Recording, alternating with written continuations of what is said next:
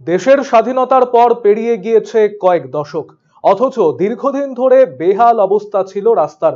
অবশেষে ইটের রাস্তা পাকা হচ্ছে বালুরঘাট ব্লকের ডাঙ্গি এলাকায়। প্রায় 15 লক্ষ টাকা ব্যয়ে সেই রাস্তার কাজের সূচনা করল দক্ষিণ দিনাজপুর জেলা পরিষদ।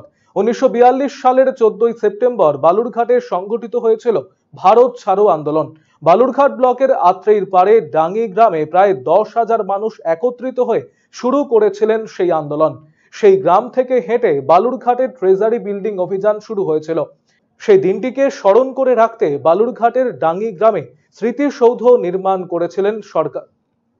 সেই দিনটিকে স্মরণ করে রাখতে বালুরঘাটের ডাঙ্গি গ্রামে স্মৃতিসৌধ নির্মাণ করেছিল সরকার।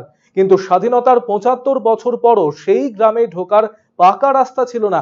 তবে রাস্তার কাজ শুরু হওয়ায় কিছুটা হলেও খুশি এলাকাবাসীরা। উপস্থিত ছিলেন জেলা পরিষদের সভাধিপতি চিন্তামণি বিহা, তৃণমূলের জেলা সভাপতি তথা জেলা পরিষদের সদস্য সুভাষ ভাওয়াল, বালুরঘাট পুরসভার চেয়ারম্যান অশোক মিত্র সহ অন্যান্যরা।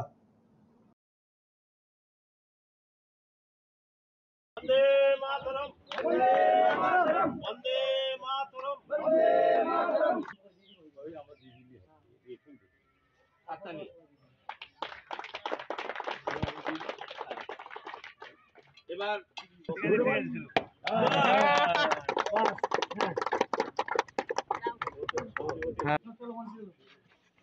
গ্রামের লোকরা যদি আরো